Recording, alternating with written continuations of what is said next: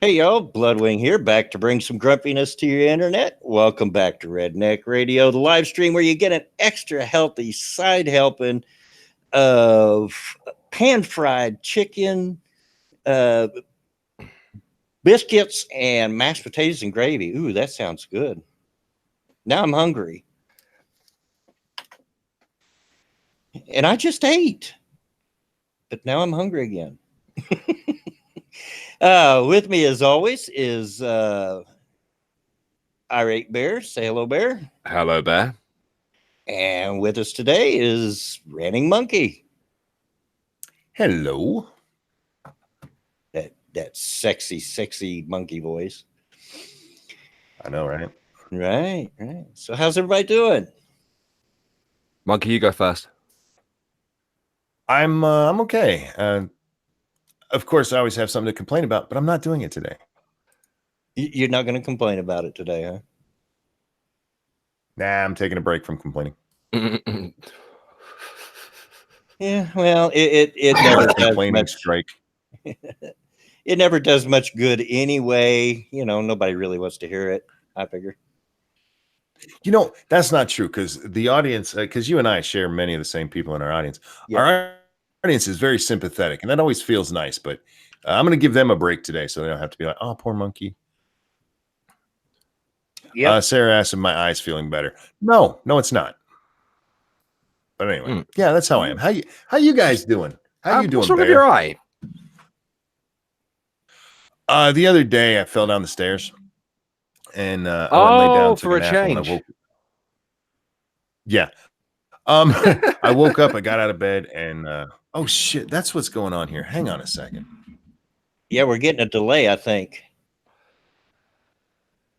Hello to Mama Minnie, my daughter out there. Hello, brother, Dad Monkey. Just left my financial aid office for college. Class is starting the end of August. Congratulations, baby.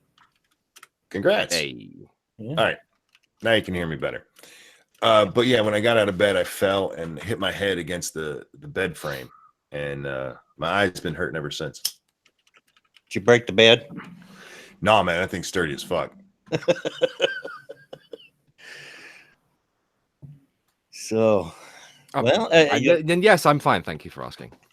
Yeah. As I was telling Bear earlier, I had a little trouble sleeping last night. Woke up at the butt crack of dawn after only about 5.5 hours sleep for no reason. Ironically, scratching his butt crack. Yeah. Yeah. But I did get to go back to bed for a little bit. So, yeah, better. Tired for some stupid reason, but better. Good. Good.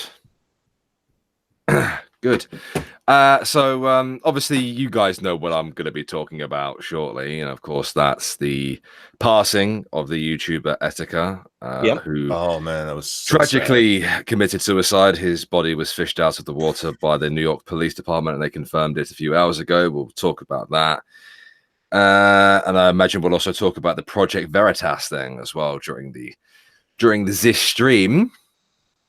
Sure. But before we get there, what's going on, chat? What's happening out there? I hope you're all good. Yeah. Hope you're all good.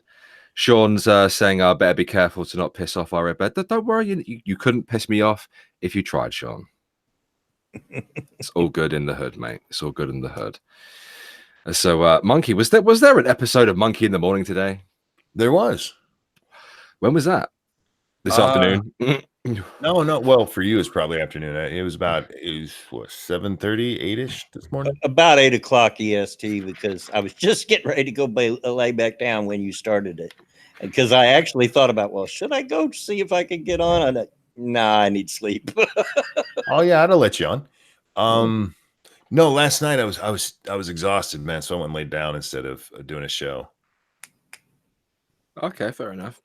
Cryptic, you don't piss me off. What you do is expand and extend my tolerance for people on the internet.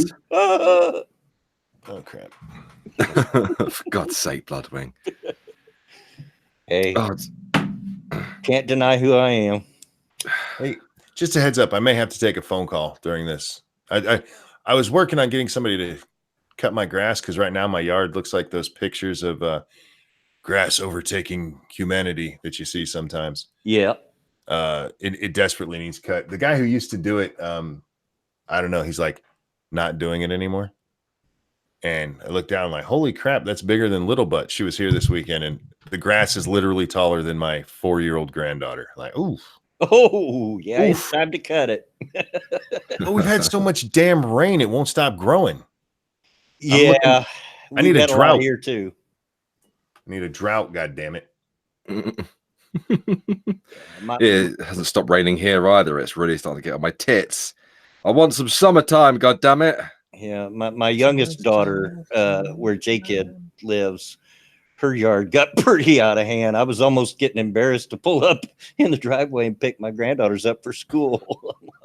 Well, that's the good thing. My neighbor, he's a jackass, is what he is.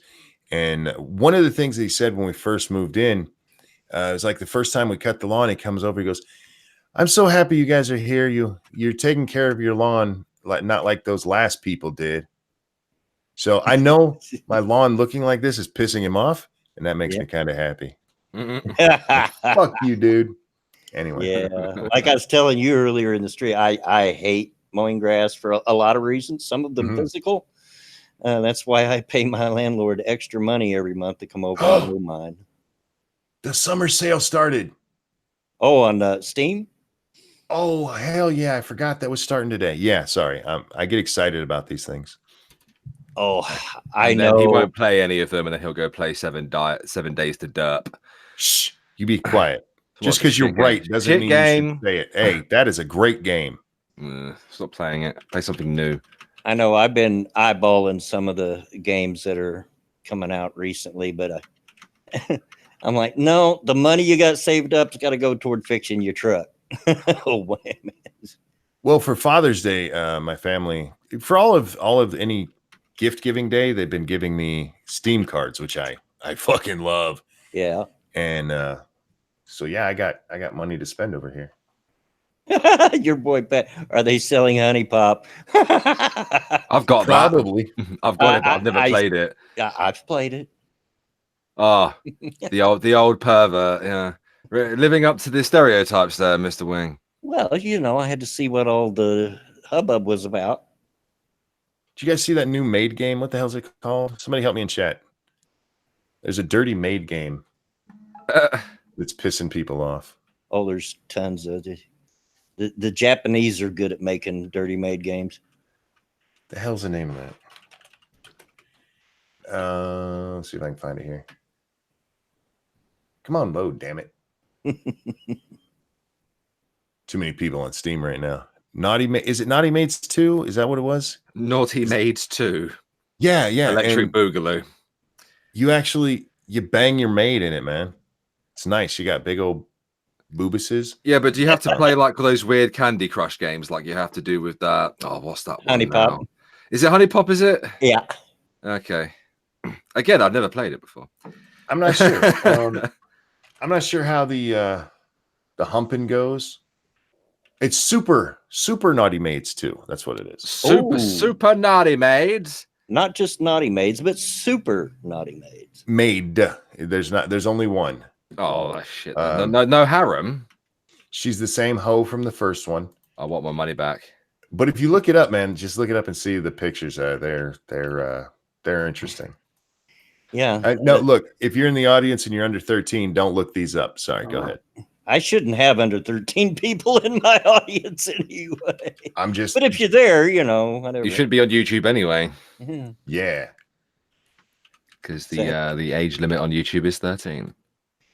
Yeah, Pat says yes, Super Naughty Maid.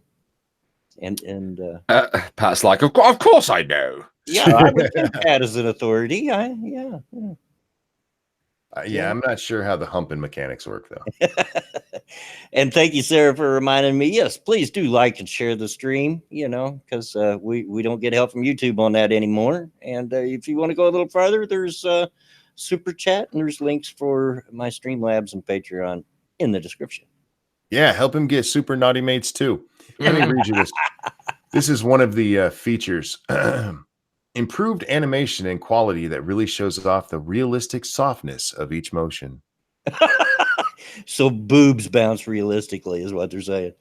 Softly, Mm. realistically, and softly. Over 60 minutes of recorded voice. Somebody got paid to do that.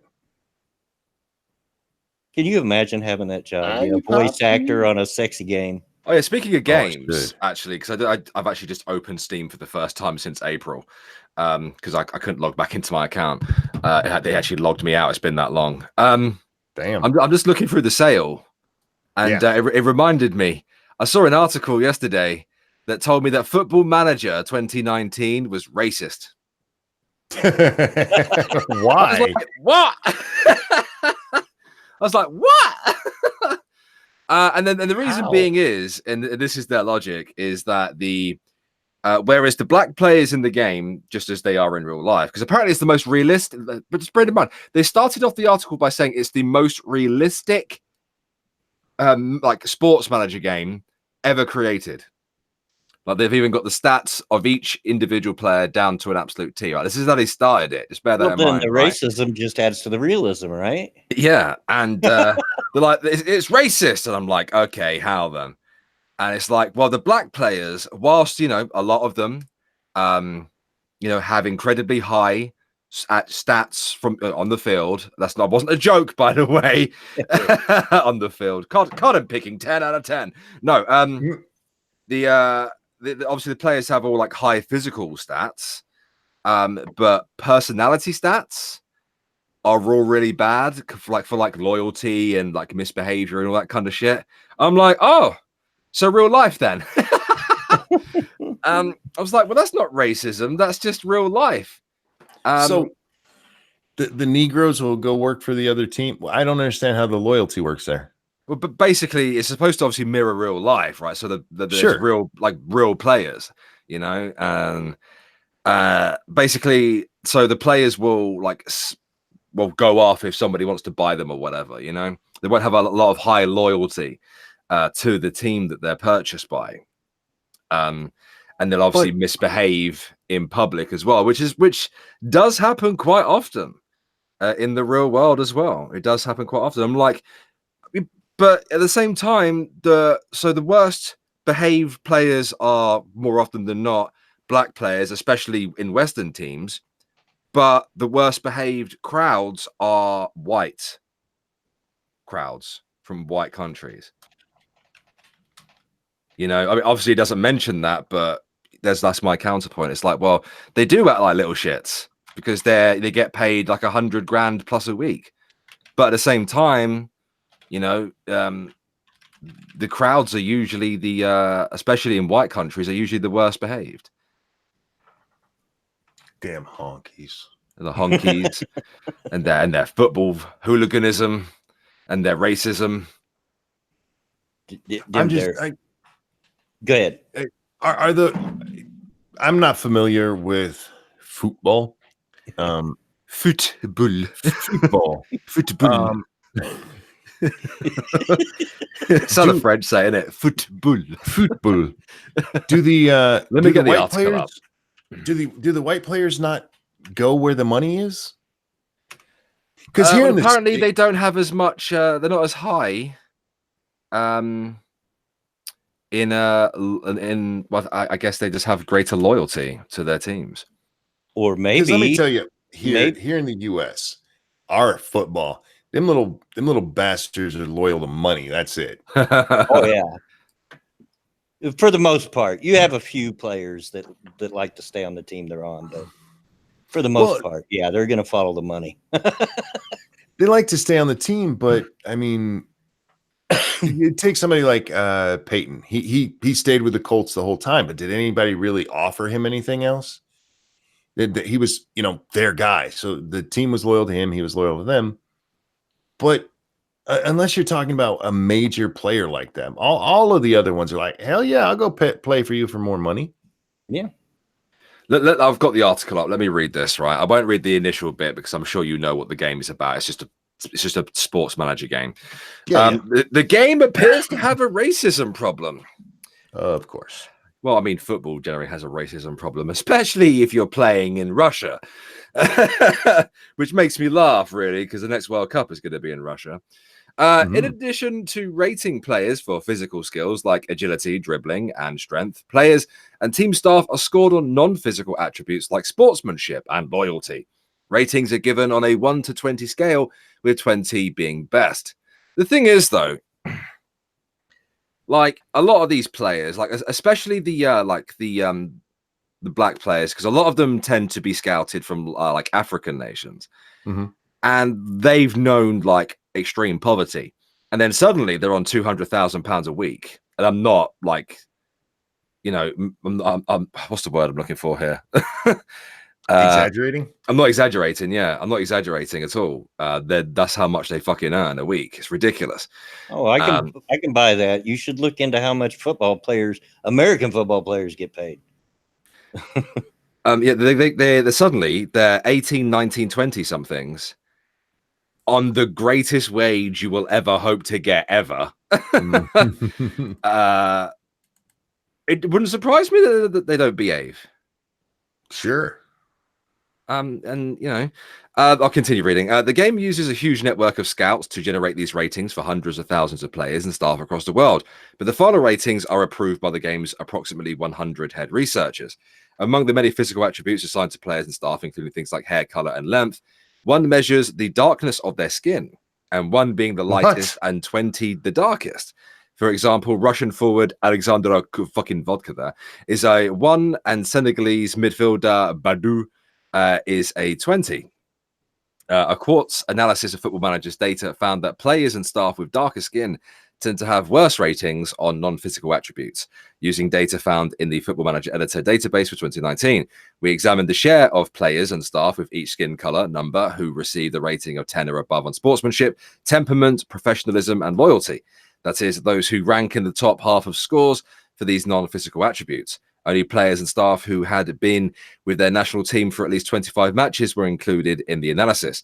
To assure that it was based on prominent people, the data included 4,800 players and coaches.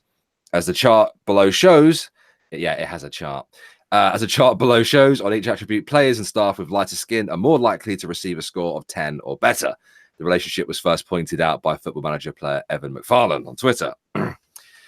And they have a chart here, and they have 4 charts, and basically on sportsmanship, they have at the bottom to the left on the bottom it has lighter and darker to the right, and then percentage on the top on the side to the left there, and obviously it goes down the darker it goes, generally. But the thing is, it's based on real life, so I mean, if the stats are accurate to the real life counterparts, I mean, come on. I don't know why the game has like a skin darkness rating thing. Well, that to me just sounds like, hey, can you eventually like make your own players, or can you make your own players in it? I think you can.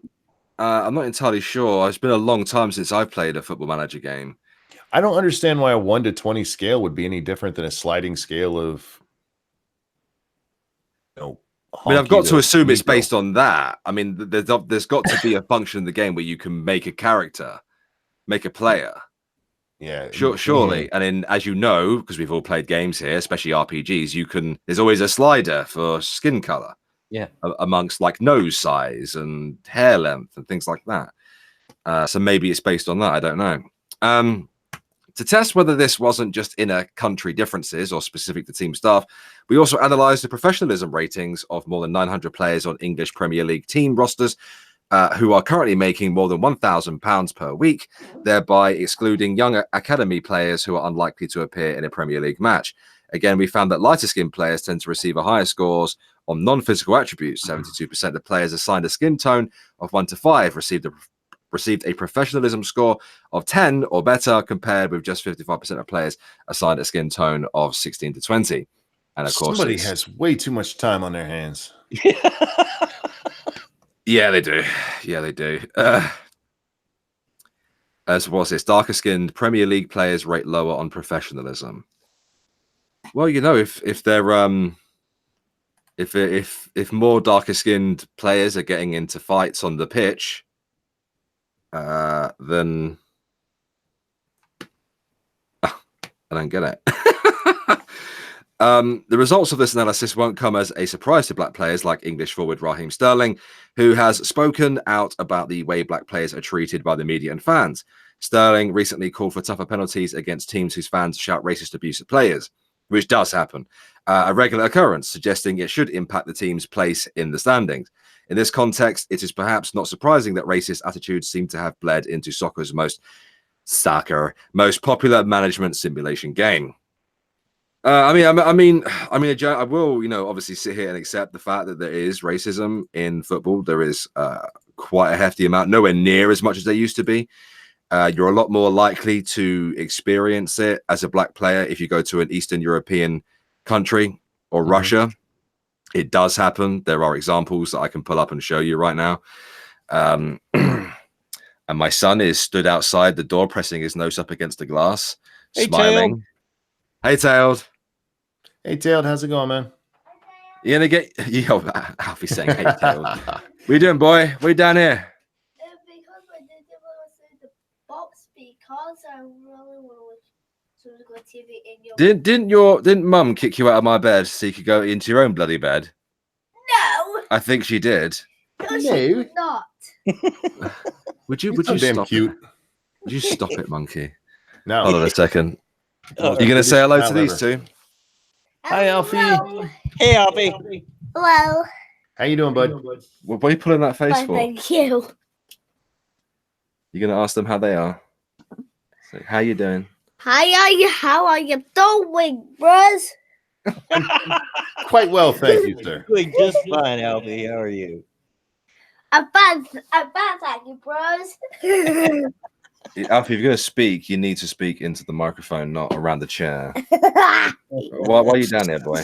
Because my DVD player was still in the box. Because your DVD player's watch. It's still in the freaking box.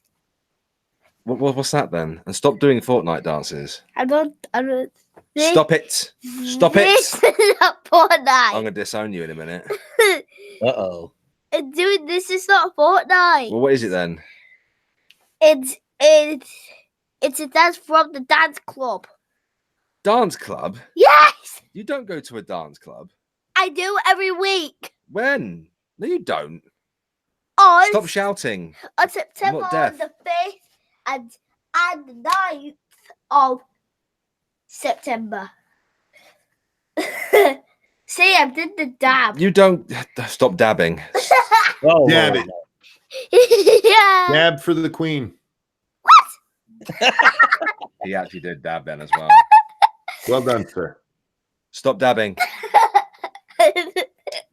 Right, are you gonna go to bed now? No, I guess I'm gonna watch some TV and. You're just gonna go help yourself to my TV in my bed, yeah? Yeah, Yeah. I think I'm gonna in your bedroom. Take his DVD out of the friggin' box. It's not in the box. That's what he It's said. in my bedroom. Right, go and ask your mum to sort you out. I'm streaming. Right, and close my door behind you. Night, Alfie. You didn't hear you. It's all right. He said bye, monkey. See? Yeah. Little terror that he is. Yeah. He's The awesome. The people that wrote that article, Bear, would probably have a field day with American football because, every year they have I just had the name of it, went out. It's where they look at all the upcoming rookies so they, see how they perform.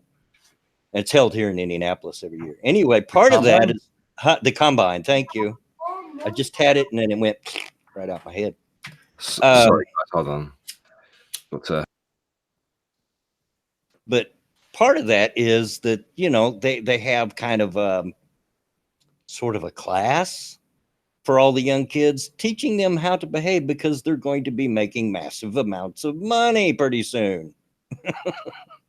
And you can't give young, stupid people money. They will waste it all. Yeah, And we've seen it over and over again. absolutely. So, yeah. Especially when they Right, started. just go watch TV in my bed. I don't care.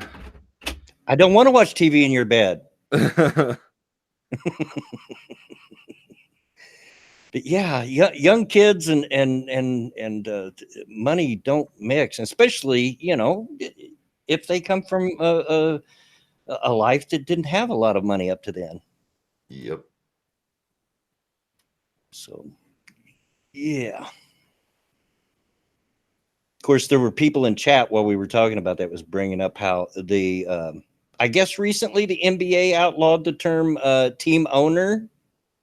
They are now team governors. No, they're team owners. Yeah. Yeah, but the term team owner has too much of a triggering flashback to slavery for people of color. Oh, fuck off. They own the team, not the people. Yeah, exactly. That's what I said. God damn. But I guess that's a thing. I'm tired of stupid people. I really am. You and me both, Monkey. You and me both. Oh. So, Bear, Yes. are you all settled in now? Yeah, I think I don't think Alfie will come back down again, I imagine. Okay. Well, did you want the floor to broach the subjects that you wanted to talk about? Oh yeah, in a minute. Oh, okay. Yeah, I was trying to. Yeah, the football manager thing. I don't think it's racist. No. I Sarah, don't think that it is. Sarah's just guess I'm a minivan governor now since I'm owner. Good one, Sarah. Good one. Yeah, I don't think it's racist. I don't know why Football Manager has the skin color rating thing.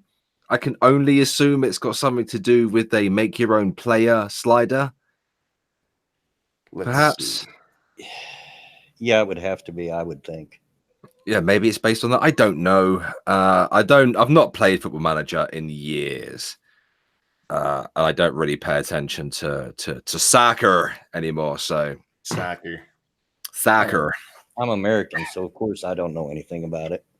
Yeah, well, I mean, either way, I mean, it's a team management game, it's a sports management game. Yeah, and I'm sure you get that. And sure, I'm sure like NFL's like manager games or whatever, or basketball things have certain ratings based on certain things as well. So yeah.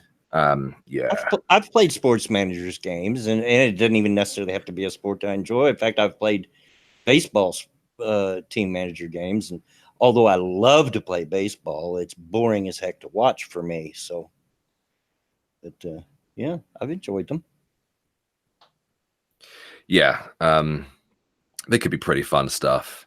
I mean, I've looked at more recent manager games, and I'm just like, like it's all really like it looks overly complicated to me. I'm just like, nah, I don't think I'll enjoy that. I don't think I'll enjoy that at all. But anyway, the topic I wanted to talk about, which I've sparked up for, so sit back in your chairs because it's about to get real dark in here. So this morning you may have heard me talking about the YouTube streamer Etika, and how he had been having multiple mental breakdowns over the last couple of months via his Twitter and via streams. It got so bad, someone even wellness checked him. And he was basically arrested by the police and put in the back of an ambulance and all that kind of stuff. Yesterday, the New York Police Department found some of his stuff on a bridge in New York. And they found a body in the water, and they confirmed it today that it was him. He's allegedly committed suicide. That sucks. Most likely has committed suicide. Now, I didn't know who Etika was before he started having mental breakdowns. Yeah, I didn't either. I knew of him, and I was keeping an eye on his Twitter and stuff like that. I mean, he was having regular like mental breakdowns and shit like this. I watched as thousands of people trolled him and called him an attention seeker, and I also watched as thousands of people tried to show support and try to convince him to get help. It's a very mixed bag here, and unfortunately, he took his own life, and he obviously has left behind family and is left behind his brother, and a very large fan base, and it's very sad. It's very sad. Why do I care? Considering the fact that I didn't even know who he was until he started having mental breakdowns. Because guys, I'm a YouTuber. I'm a content creator. I don't like seeing things like this happen to anybody, but especially it hits home because it's a content creator, and I'm obviously making some assumptions here, but I am just taking a stab in the dark. I think that the reason why he got to where he was because of the negative side of social media and being a creator. I can't confirm that. Don't quote me on that, but I think that's how he got there. And I will be doing research and trying to find out how he got to where he was and try to find out what the root cause was, so I can talk about that at a future date. I also give a shit because, well, as you guys know, I'm a massive mental health advocate. Well, yeah, and it's not only that, but it's just basic human compassion. I didn't have any idea about the guy until he disappeared, and it showed up on Twitter that he was gone. I didn't know who he was, but anytime I hear of a young person, thinking that taking their life is a better option than living their life, it's sad. It's very sad. 29 is not an age, people. It is not an age at all, and obviously, I don't know the full details. I don't know his full story. I know that he went through some shit with Twitch. I know that he lost his channel at some point. I knew a lot of people loved him to pieces. I knew that he was a very, very entertaining guy. I believe Keemstar's doing a thing to raise money for his funeral with a Fortnite Friday thing, I think. He's a young lad. He's left behind his family, and of course, it's a guy. It's a gentleman who people did not listen to, and I truly believe he was failed by mental health services because they had him. They had him in their custody. But yeah, I read where he spent one day in a mental health hospital. Yeah, only one day. He made his, besides his Twitter, which was filled to the brim full of, crazy, cries for help. He also made a suicide video, which, had, a very heartfelt outpouring of his, mental state in the description. And YouTube took it down. Charming of them to do that, by the way. Yeah, it's typical YouTube. And now YouTube's saying they're giving their condolences on Twitter as if they give a shit. But yeah, there were so many cries for help, and he was ignored. He was failed by so many people, and that's a travesty. Yeah, as far as the dark side of social media, I do kind of agree. I know nothing about this guy in particular, but we've discussed on this stream before that, hey, if you've got issues, social media is not a good place to go find help.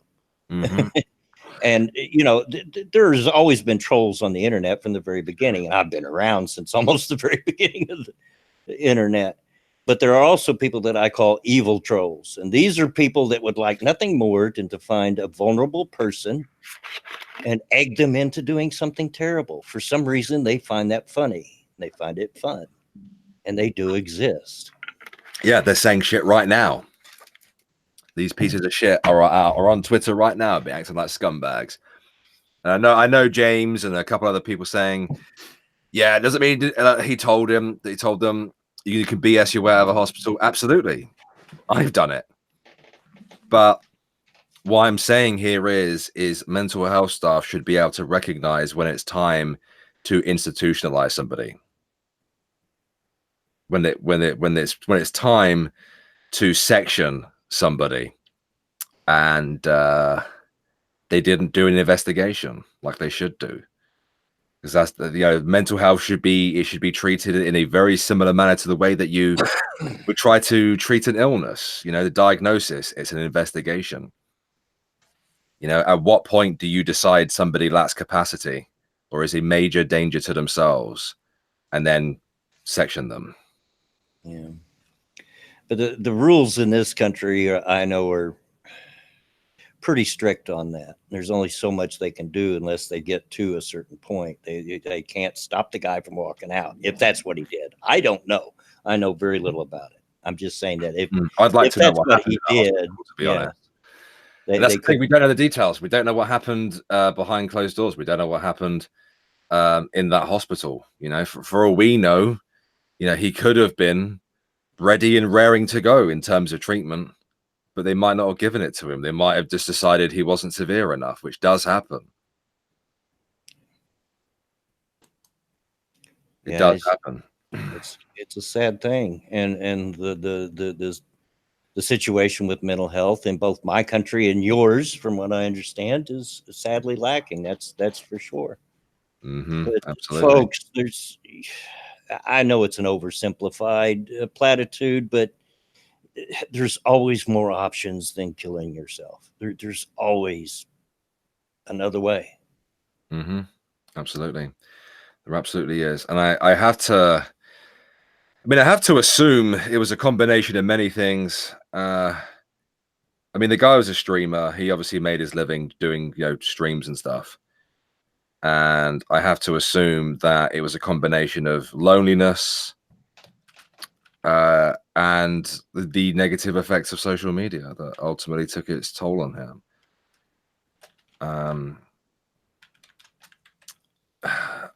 I suppose like having your channel deleted is akin to having your business shut down. You know, it's just a devastating thing. And whereas he managed to bounce back, like I think the damage was done by then. But I need way more information than what I have so far. Mama Minnie, you talking about Cheyenne, baby? Because I hadn't heard. I don't get to hear from that particular granddaughter often. Yeah, that's not good news from there in the chat there. Sorry to hear that. What was that? My daughter, Mama Minnie, says my oldest daughter's younger sister tried to commit suicide just a couple of weeks ago. She'd just been begging for help, but they won't commit her because she's not old enough for treatment. She's 13. Sorry to hear that. Let me explain a little bit. She's we claim her as our own, but technically they would say that she's Mama Minnie's stepdaughter, but we claim her as part of the family, still do, even though Mama Minnie is divorced. So, but I don't get to hear from because they refuse to bring her around. So, oh, Jamie, okay, all right, yeah, John Connor, I'm aware of that, and that's why I mentioned an investigation, a proper investigation. That's the thing with mental health, man. Like, unless they can see you physically do it or you say it, they won't do much, you know. Obviously, I'm speaking about the British stuff here. I don't know what the tiers are for Americans and which states and stuff like that. But he had many cries for fucking help, and he was failed by a lot of people and trolled as well, because fuck the internet, honestly, and fuck people who do that. Yeah, Mom Minnie says everything's good right now, though. It's working out, I guess. But yeah. So I know it's a pretty dark topic to discuss, guys, but you know me. It is. Well, it's important to talk about sometimes. It is important to talk about. Foxy says, I've lost 2 fellow soldiers to suicide who were my friends, and I had been battling those thoughts. I'm doing better now. The VA is actually helping. Good. Also, sorry to hear about your 2 friends there. It's dark stuff. It's messed up stuff. If you're one of these people that thinks it's super duper extra ultra over funny to say nasty things, especially now after he's done it, then you're a piece of shit. I mean, like I said, there's always been trolls. My son J Kid is one of the biggest trolls I know, but I make a distinction in my mind. There are those evil trolls, and he's not an evil troll. If he thought somebody was really suffering and really having, he would back off and try to help them. I know my son. But there are those evil trolls that don't back off. In fact, if you show any weakness, they go even harder, and they will try to egg you into doing something terrible or something stupid. And they somehow find that funny. I don't get it. don't understand it, but somehow they find it funny. And those people exist all over the internet. Yes, they do. Yes, they do. And see you later, Carla. Have a good good buddy. day at work. Yeah, buddy. And that's one of the reasons why social media is not a good place to look for help, because you're just as likely to get those people, giving you grief as you are people to help you. Exactly. If you add insult to injury when someone is suffering, you are not human. You are an uncaring animal or a bear. We need to help when we can. Absolutely. Absolutely. Personally, I don't think I could have done anything, even if I had reached out to Etika. No, probably not. It sounds to me, what little bit I'm picking up, that he was beyond anybody talking him down. Yeah, there's no way I could have got through to him via social media when he was going through his breakdowns and stuff. I mean, he was just tweeting. It was just tweeting after tweet after tweet after tweet after tweet. Ignoring the majority of people, no matter what they said to him. It would have had to been a very physical thing to kind of adjust his mindset as much as possible to save his life. What's the other thing? Oh, this is the only time that you'll ever hear me use identity politics to advocate for something. I did say this on my Irate Alex Twitter account. There is enough stigma about mental health as there is, particularly if you're a man. But there is a very good reason why Mental Health America has a separate section for people of color.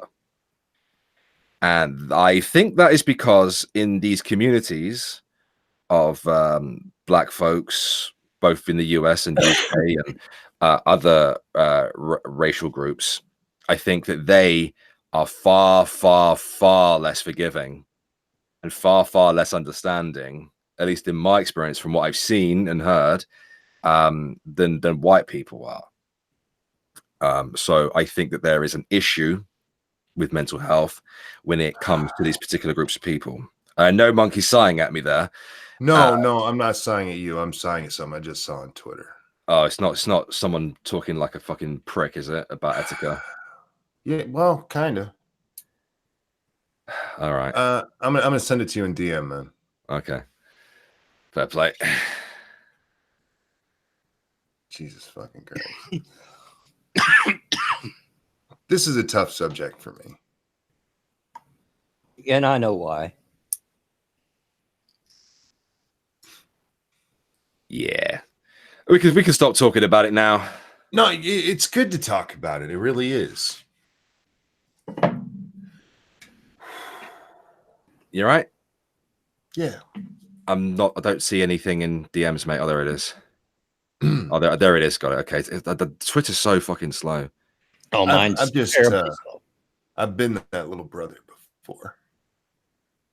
I'm sorry, Monkey, mate. Yeah, it's tough, and it affects a lot of people, a lot of families. Blood, I'm sending it to you too, so you can see that fucking buddy. stupid ass tweet. Not that I'm sure I'll be surprised, because there are stupid, evil people out there. Monkey hugs, dude. Oh, it is a good, dick thing to do. Completely agree with you. Move.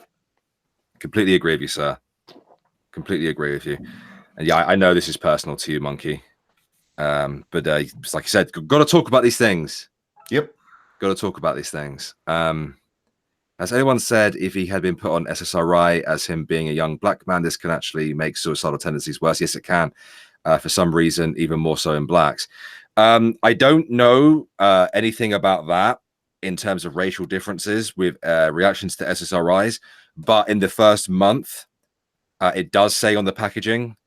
Oh, it's not race specific, but it does say on the packaging for all mental health related medications. I don't think it's just SSRIs that do it. That it can have a really bad habit of exacerbating it really badly. Yeah, really badly.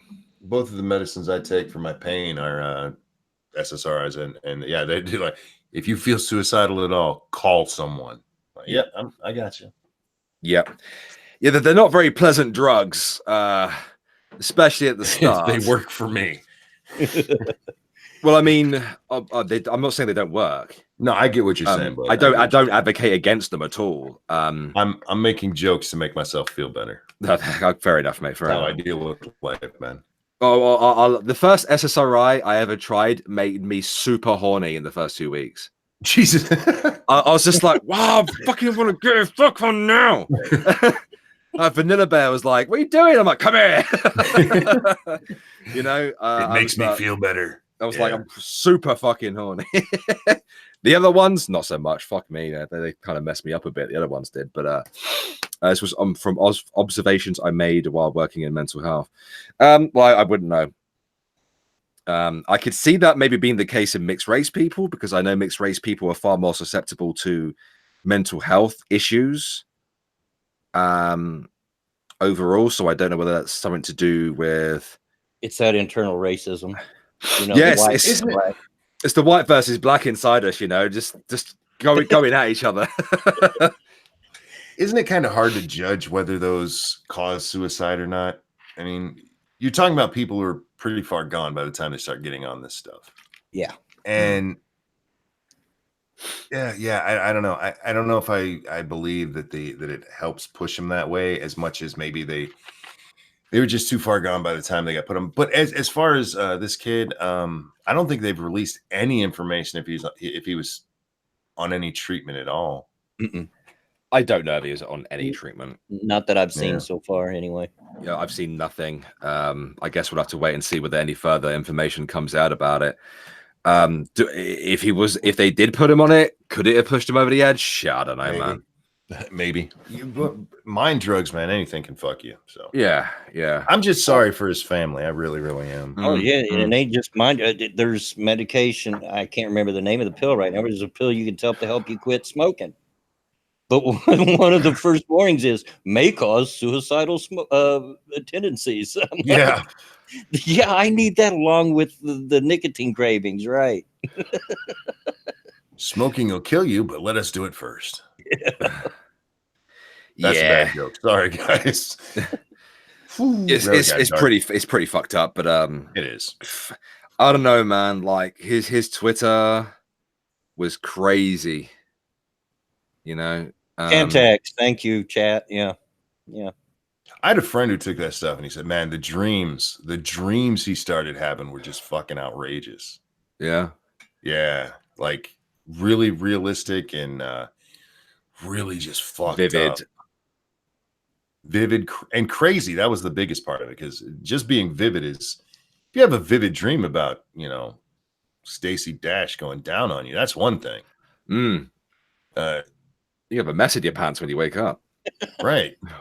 A vivid dream about the clown from It going down on you, that's different. Well, we've talked about, I've talked about several times. Everybody's well aware that my dad has dementia. And the form of dementia that he has, that's often the way it affects him. He can't tell the difference between when he's dreaming and when he's awake. It all seems the same to him. Gotcha. So he's taking the things that he's dreaming as being real, and he gets all freaked out about it, Yeah. Yeah. Of course, having dementia makes you easily confused as well. Yeah. So yeah, and he's at least getting to where he's come to the realization. The last time I seen him, he says, I think maybe I'm just dreaming some of this stuff. So you think, Dad? You think maybe? But which is progress for him. Trust me. I'm just looking at Twitter real quick. I went to the search bar. My apologies to you, Tailed, mate. And of course, what's trending right now is Etika. It's #1 trending in the United States. And number 2 is his tagline, hashtag Joy-Con Boys Forever. And the first thing that comes up is a black and white image of him. If you're still here, see you, Tailed. Yeah, I get it. It's a tough subject, dude. I get it. Yeah. It's why I do what I do, people. It's why I do what I do. Have to talk about these things. Have to destigmatize this shit. Have to. Yeah. Like, I don't know how, I've spoken about it a lot. and I've spoken about destigmatization a lot. But with Etika, it's different because he's a black guy, and there is a lot of stigma in the black community when it comes to mental health, especially amongst black guys. How do you resolve that? Like, especially when like a lot of black comedians tend to like make fun of like white people for like being all depressed. Like black people, they say they have jokes like, "Oh, black people got better shit to worry about, like getting shot." Right. You know, like which I get as a joke and everything, but it's like, how do you destigmatize it for such a specific group of people? You know, it's like I can destigmatize this shit for men because it's half of the planet, but for black guys, especially in America and the UK, it's like, what do I say? What do I do here? Well, there's different things that need to be done. One, I get what you're saying about the jokes, but we need to realize we need to let the jokes live, because jokes are of fun. course. I'm not saying censorship. No. But this is a very specific part that has to happen. Because what will happen if you push this is it'll be like, oh, we can never talk about that stuff. So I'm not saying you were saying that, but jokes need to be allowed to live. In addition to that, though, there needs to be an educational campaign. We've shown over and over and over that these things work. And you start with kids with like, look, if you were feeling this way, it's okay to go talk to somebody. It is. And what we need to do is not have another fucking social justice push where it's like, oh, black men are being kept down and they're not allowed to talk. That doesn't help a fucking thing. It needs to be done in a right, proper way where you just tell them, look, it's okay. Yeah. And you know what? For some people, that might not work because, you know, who their friends are, what they've grown up with. Okay. That sucks. But you reach the ones you can. And you do that just through simple education, man. Yeah. And of course, you'll never hear me advocate against jokes, especially with mental health, because it's a great coping mechanism.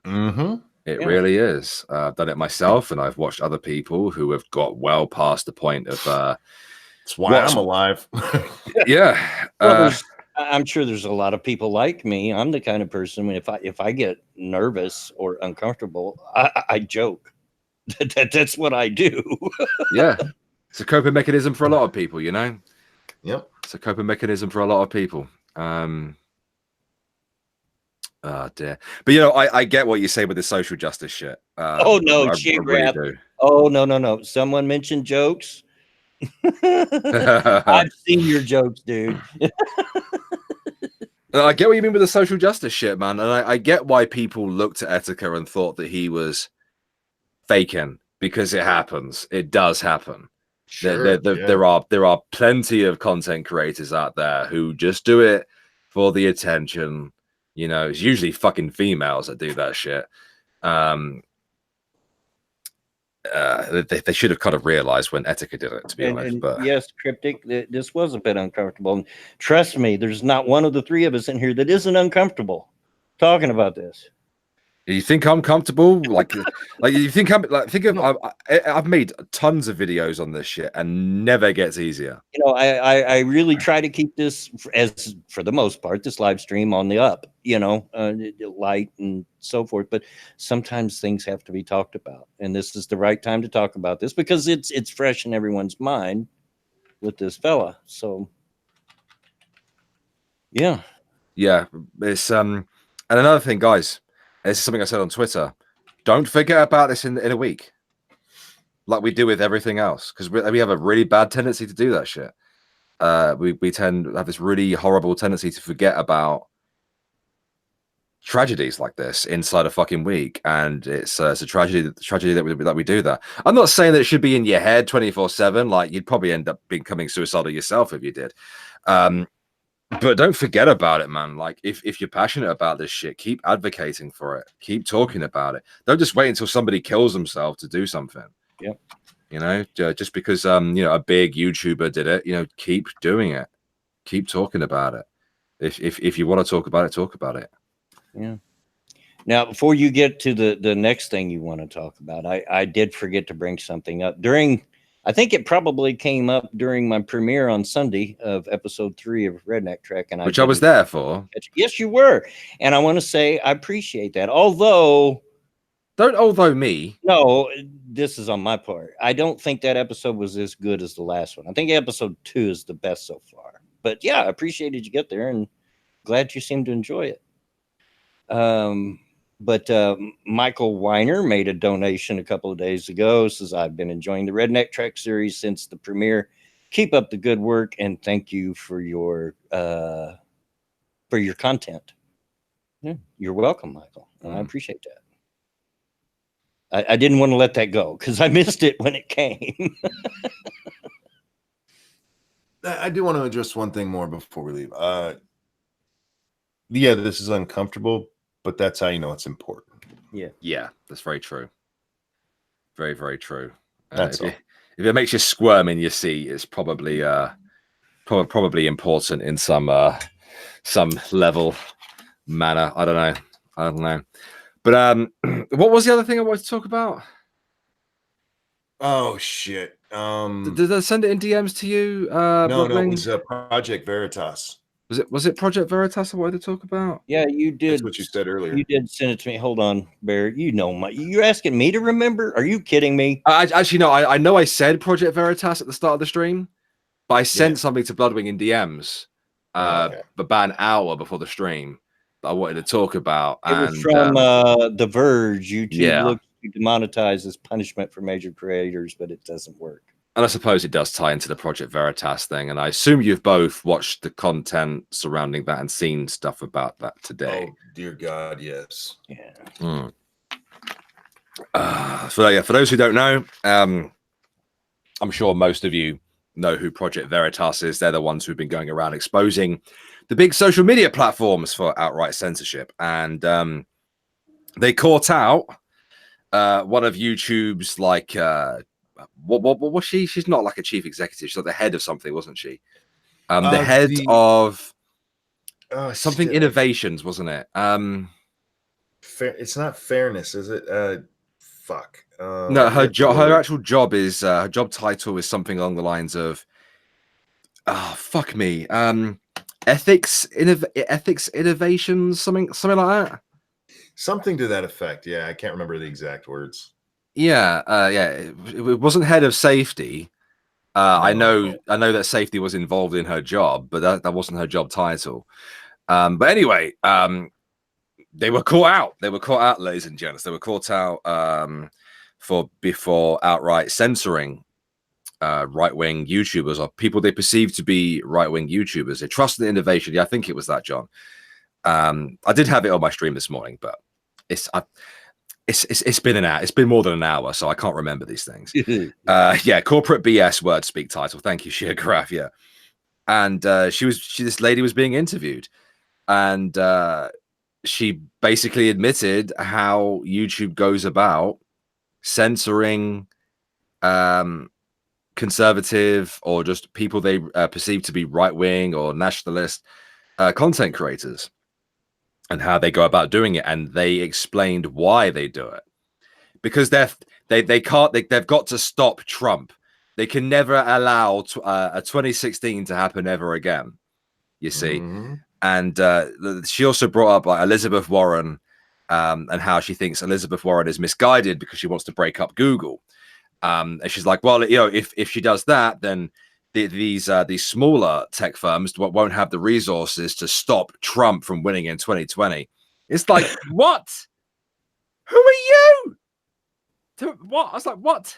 You're the fucking Ministry of Propaganda here. Like, Google knows that they have a monopoly on information. You know, Google, the world's largest search engine, YouTube, the second largest search engine in the world. And they can control that flow of information. And it's like they seem to be on this crazy moral crusade to stop Donald Trump from winning in 2020. I think that's insane. Like, who are they to interfere in elections? Like, why is Donald Trump so bad that you have to to even admit they admitted to having a meeting, not the woman, it was the guy in the dark that was having an interview with the other Veritas guy. They say he admitted to basically having a meeting with all like the big, you know, execs like Susan Wojcicki and so on and so forth. after Trump won. It's like, right, what can we do to stop this? I found her title. She's head of responsible innovation. That's it. There we go. Responsible.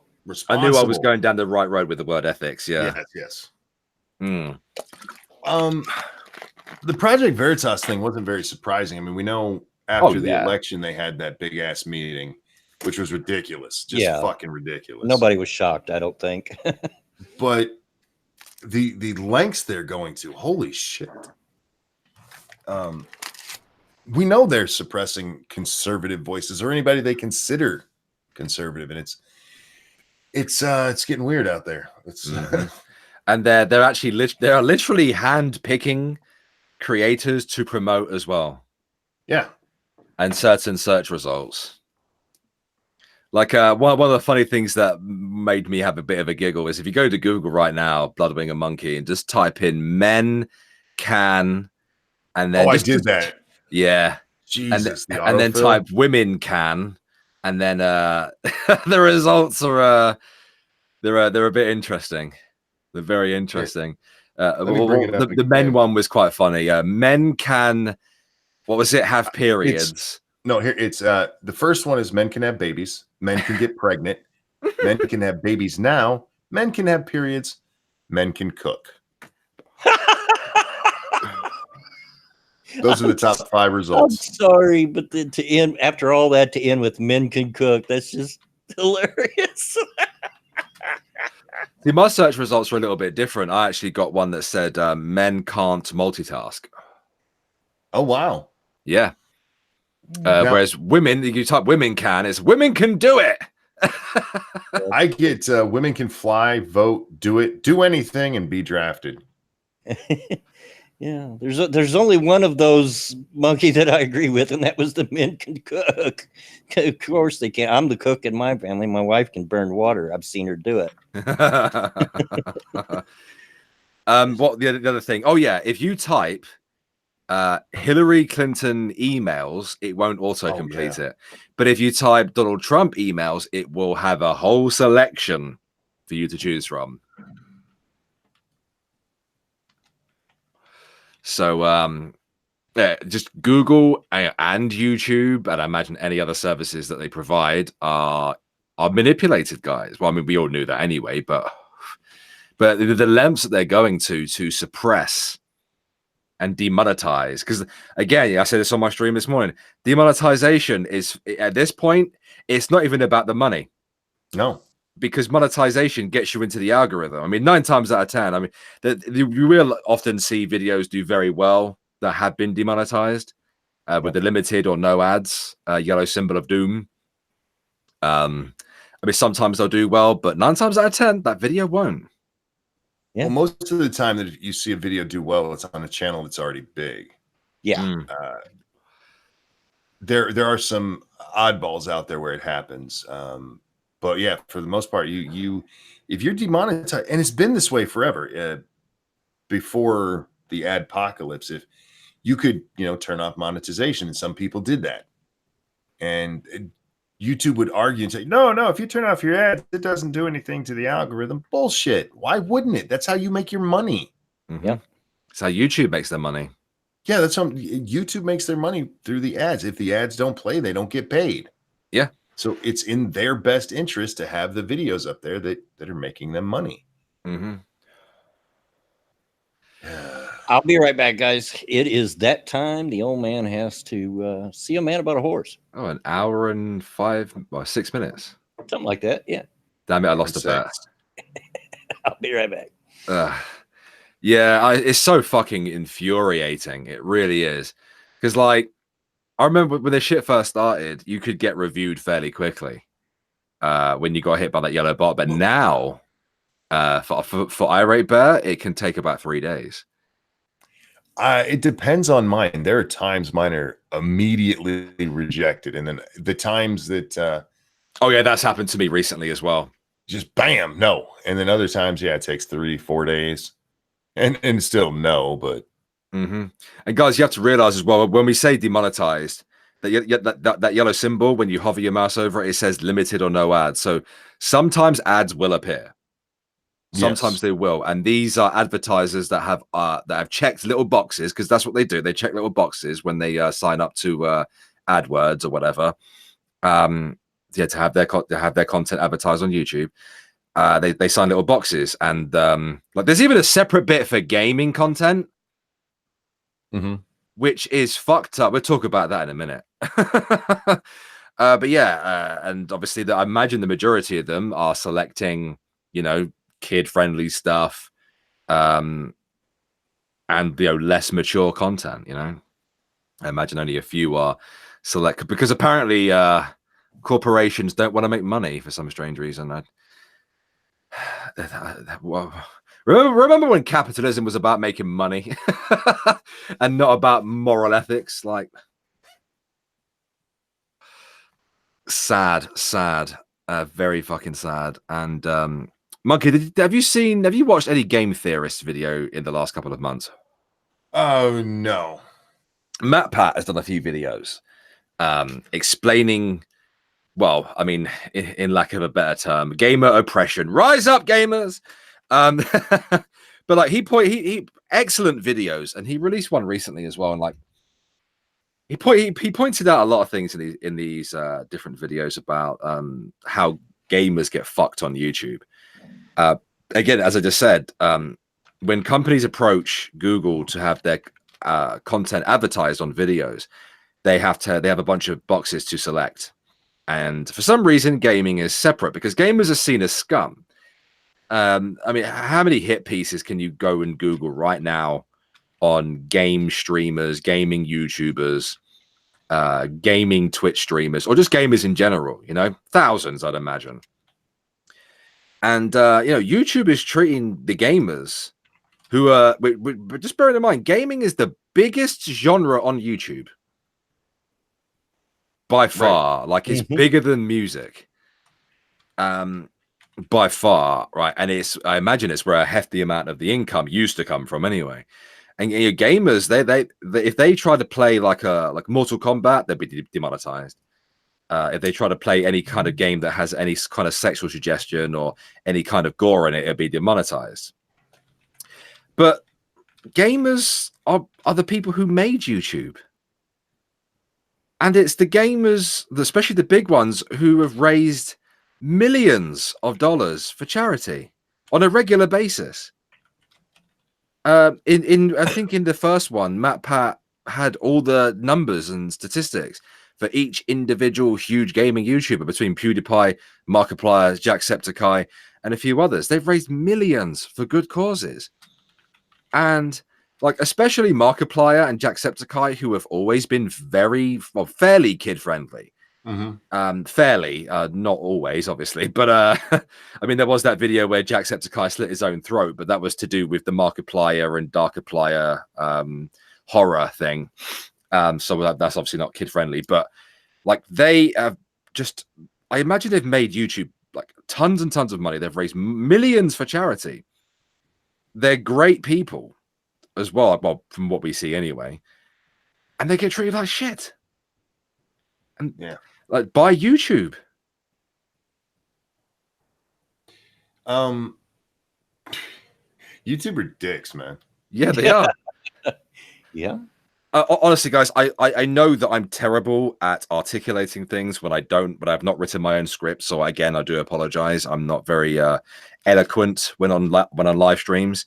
But I will get you those videos and I will link them for you. And I do recommend you go give them a watch. Blame Pro Jared, dirty little dick man. Well, I mean, you can't blame him specifically, but yeah, he's a wrong un. He's definitely a wrong un. I blame the Wall Street Journal. I blame YouTube for just being shit at triage. Personally, it'll never happen. But my personal opinion is that that social media platforms such as YouTube, Twitter, Facebook, I don't think any of them should have any kind of political bias, left or right.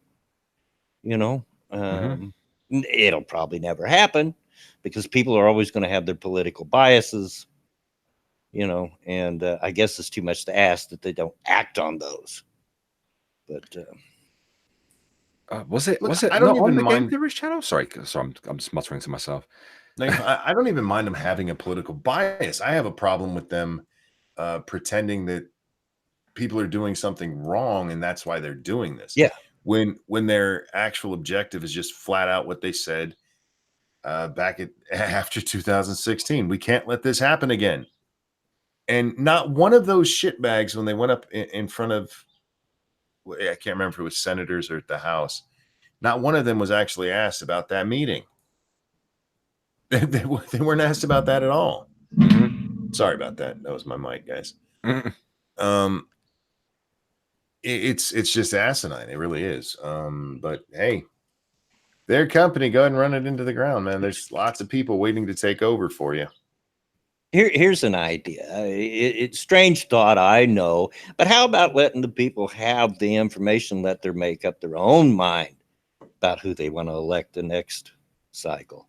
Well, Yeah. that's part of the problem, isn't it? I can't wait to see what happens once because we're going to see a shift here for a while. We're going to see a shift within the Democratic Party and within the liberal base, Mhm. because they're going to start fighting over who's going to be president. Yeah. They have to. They can't just hate on Trump continually. They have to pick one of these 25 people, 25 fucking people, one of these 25 people. And you have several who, let's say you have Booker and Harris and Biden, who represent the old guard, the old way of doing things, the corporate candidate, if you will. And then you have like Bernie and Warren, who are the I will give you everything free because Stalin is my hero shitbag commie candidates. And you're going to see a fight between these two camps. And I can't wait. I can't wait to see the Biden camps being called Nazis.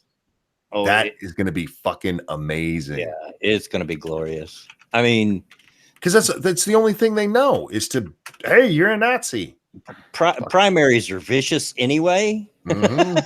But yeah, this one's going to be extra so, I think.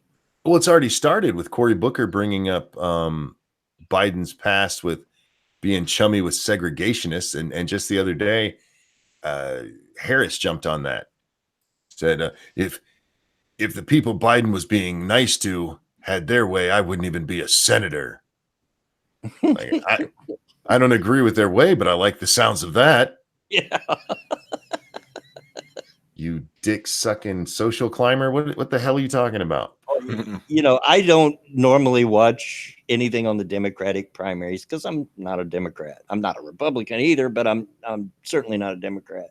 But I think there's a pretty good chance I might be keeping an eye on them this year because it's just going to be glorious. Oh, I watch all of it because especially when it comes time for the general election, that's where all the dirt comes from. It doesn't come from the general. It comes from what's dug up during the primary. That's the fun part. That's the fun part.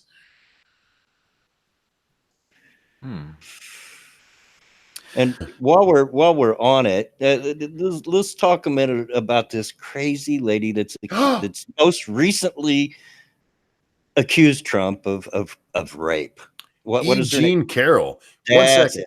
Before that, I must point out Michael Avenatti has blocked me on Twitter. You bald-headed penis-shaped dick. What a motherfucker. Anyway, penis-shaped dick. He's a penis-shaped dick.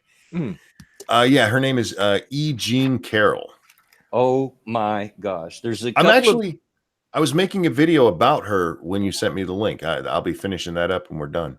There's a couple of videos making its way around Twitter right now. A couple of different interviews that she's done. And you Both watch on CNN. Yeah. And you watch either one of them, and 5 seconds in, you're going, this chick is crazy. Yeah, she's absolutely insane. Oh my gosh. This is what you got, Dems? Come on. Okay. In her interview with Anderson Cooper. Mm-hmm. Okay, here's what she says happened, y'all.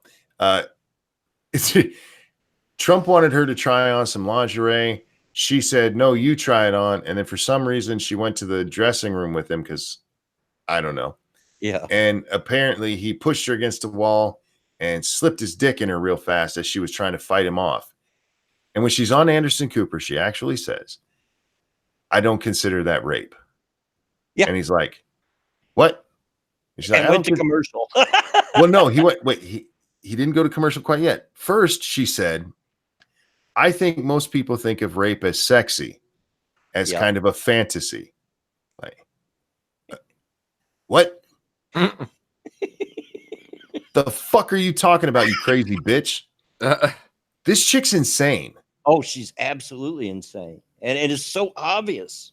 I mean, I'm serious. Watch either one of them interviews, and 5 seconds in, you're going, what the heck? Yes, they are doing, look, we know the media is all biased and all that shit, but this time they are taking advantage of a crazy woman.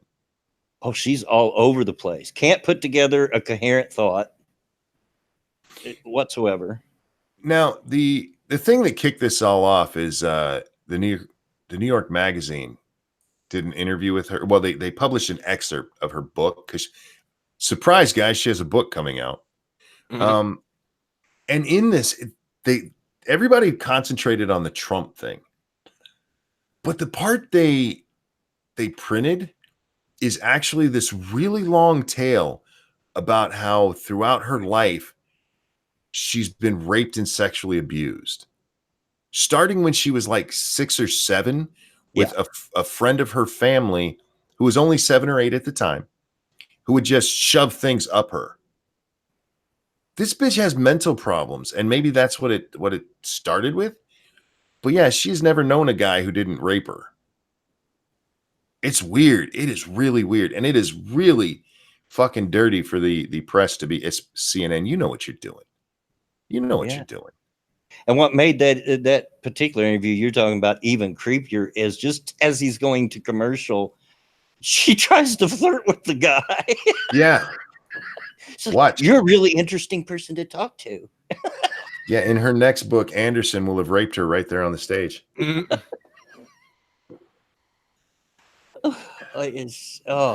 I seen there's another one, an interview with a lady. I don't know her name. I don't watch CNN. I'm sorry, guys. But she's like, oh, is this all coming home to me now? Just how dangerous this all is. It's just, I'm like, oh my God, lady, you're, and you could almost see it on the interviewer's face. Like, what have I got into? Yeah, the other interview was with Allison Camerata, and it was on their morning show. And after that one, they should have pulled the plug on this bitch, been like, no, we're not going to have anything else to do with her. But instead, yeah, they sent her out to Anderson Cooper's show, and that interview is just fucking weird. I'm not joking here when I say I think she's insane. I think she's crazy. Oh, absolutely. I have absolutely no doubt. At the very least, bipolar. I mean, she's all over the place. I don't think she can separate reality and fantasy.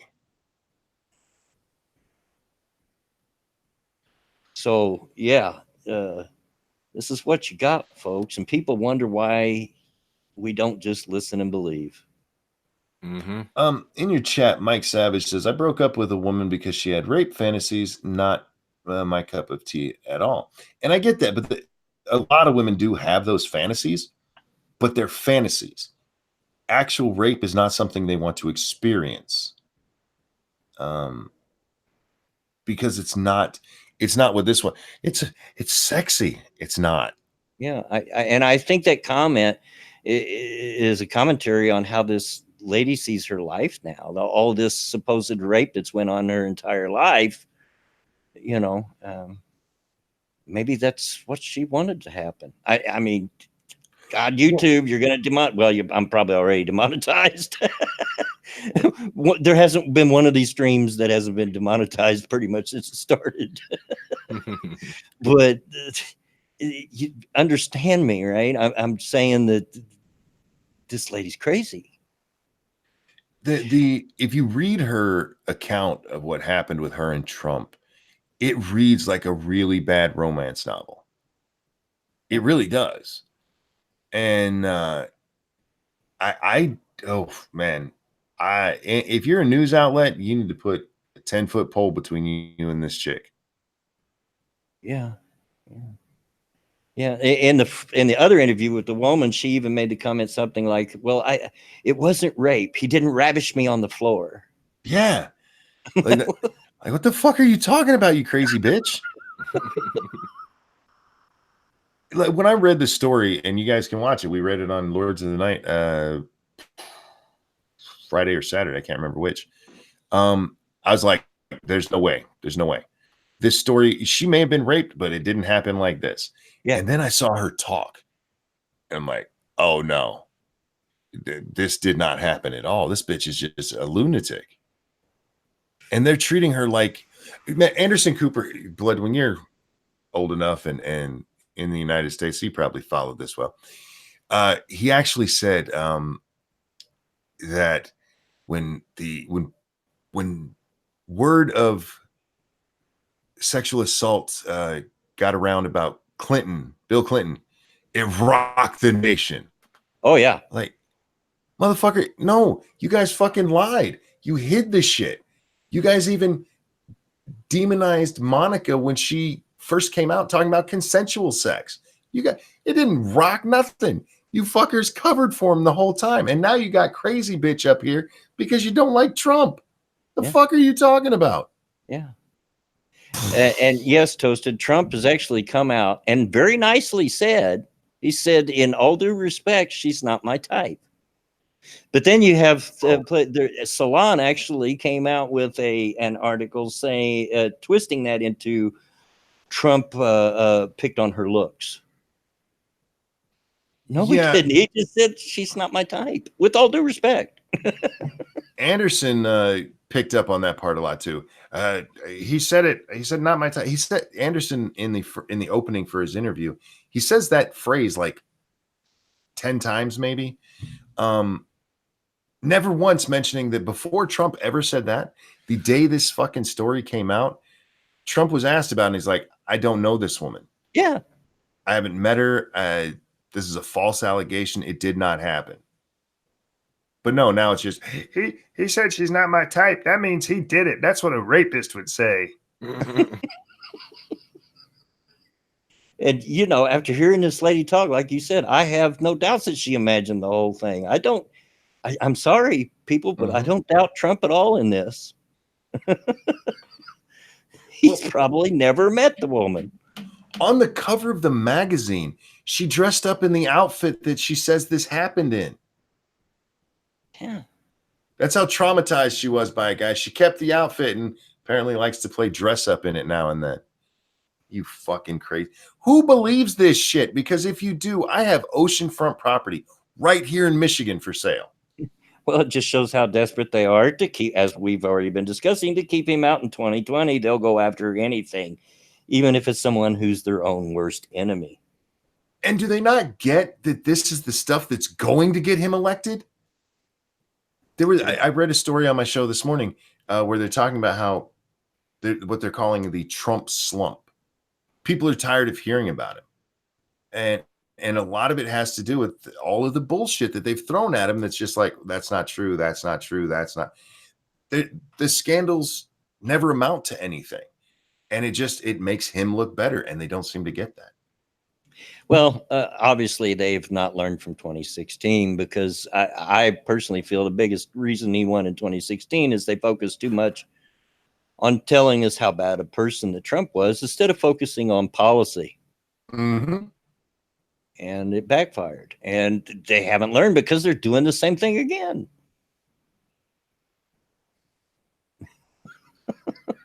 They've even picked up on he shared a meme on Twitter, folks, that insinuated that he was going to stay president forever. Oh, God. Yes. Yeah, they were triggered by that, weren't they? Oh, they went off. And I'm like, are you guys not? Good God, it was a joke. Do you not get that Trump's having a ball? He's just laughing at all of this. He knows he can't be president forever. 2 terms, that's all you get. It's in the Constitution. Mm-hmm. He's just having a laugh at all of you. God. As he has been doing for quite some time now. Quite a lot of it's ill-advised. I'll admit that, but he's just out there having a blast, laughing at you. They make it so easy. Yeah. It's, you know, they keep up with this, and I have no doubt that Trump's going to win another turn. If not Trump, then another Republican, but probably Trump. And because he is the incumbent, and it does the nod in the primaries tends to go to the incumbent. But it'll probably turn around the next cycle, and in 2024 we'll probably go back to a Democratic president, because that's how it works. It just Well, I can't see Pence running, so there's really not a named Republican to run in 2024 right now. yeah. But if they do the same shit to whoever's next, they're not going to learn, man. Yeah. Nazi. That's not an argument. It's not a fucking argument. Oh. Yeah, well, you know, what do you want from a bunch of people like, and I know you've seen it, Monkey, because you were talking about it, the pictures that AOC put out as she's staring through a fence. We can't see what she's staring at, by the way, but she's mugging it for the camera. Like, she's so upset and so, oh my, can't believe what she's seeing, and it's so disgusting. We never see what she's looking at, but the insinuation is she's looking at one of the camps down at the border. Yeah, and she's looking at a tent city. Yeah, and I looked further into that thread that's attached to that, and there are a bunch of people giving her sole credit, no one else, sole credit for those people being moved from that camp to the new camp, because she was the one that called them concentration camps. Yeah. So when you got people that delusional, yeah, I'm not surprised. I just love that series of pictures, because in the last one, you can tell she was trying really hard to cry. Oh, God. And if you follow the 4 pictures here, let me throw that into your chat for the people who haven't seen this ridiculous shit yet. Oh my God, I laughed so hard. Yeah. But if you follow the chain of the pictures, you got her looking into the camera all like she's holding in a fart in that first one. Yep. And in the second and third, you see her actually with her hands on her eyes. She was actually trying to rub her eyes to make it look like she cried. And then the third one, you got her looking all pensive, like, I really wish I could have cried for this camera. Yeah. It's just so sad. Yeah. And the guy who, before she was a fairly unknown House candidate, she went down there to protest. And these are my unpublished photos spelled with an F. Yeah, shut up, dude. This isn't even good photojournalism, because a good photojournalist would have focused on the supposed tragedy she was looking at instead of at the person looking. No, man, these are totally, he just caught her all naturally as she was down there. That's why she was looking directly into the camera in the first one.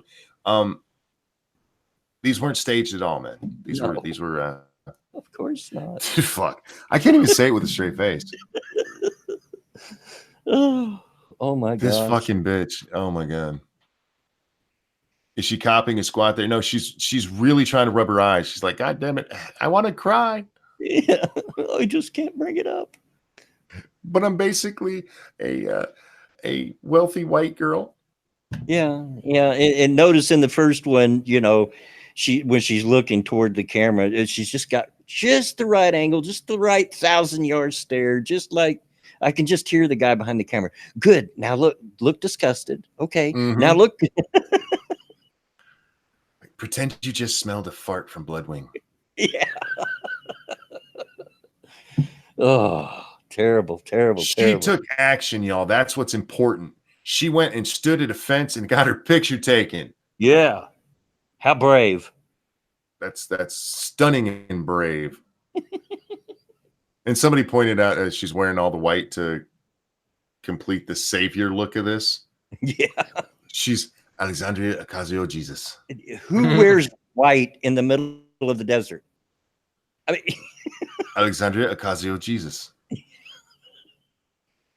Good Lord. Yeah, it's insane, man.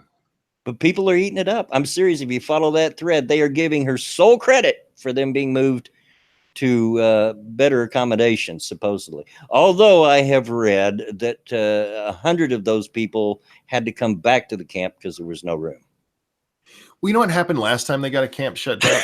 I'm using air quotes, shut down. What actually happened is that there was a horrible strain of the flu running through it. So they quarantined half the fucking place. They didn't actually shut it down, but no, they're moving people out.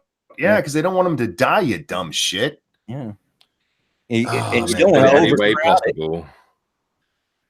What was that, Bear? I was saying to spin it any way possible is Yep. fucking pathetic. Sorry, carry on. Yeah. No, you're right.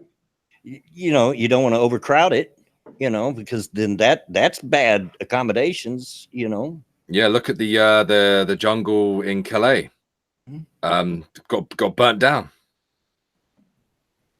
There was disease running through it and shit. You know, it's these kind of places are not hygienic for the most part. You know. Data, no, I have not read that book. No, I haven't. Apparently, Cortez did turn down the invitation to visit Auschwitz. I'm not surprised. She did. Yeah. Of course she did. It's cold in Poland.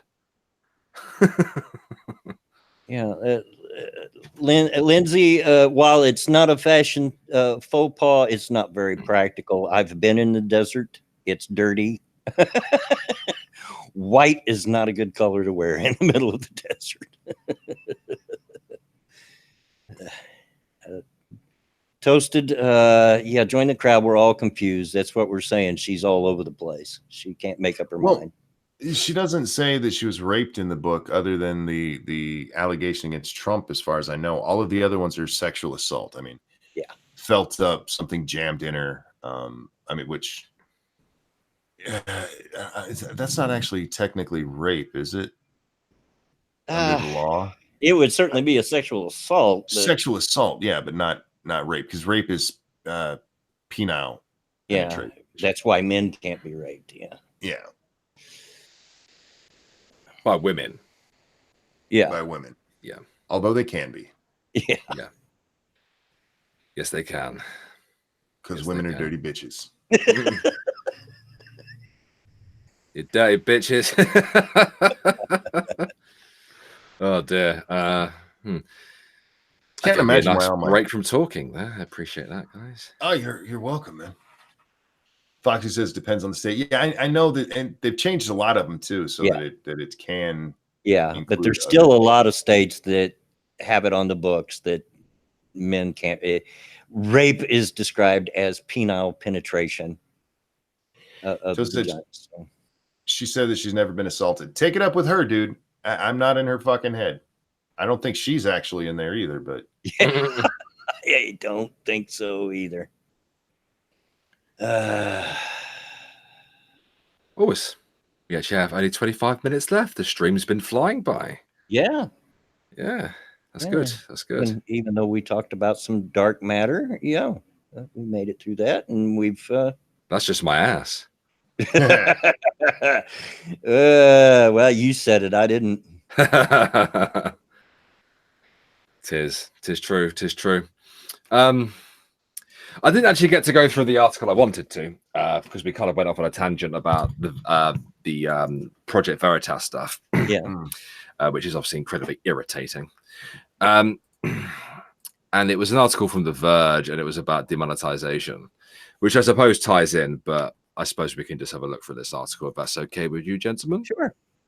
Please. YouTube looks to demonetization as punishment for major creators, but it doesn't work.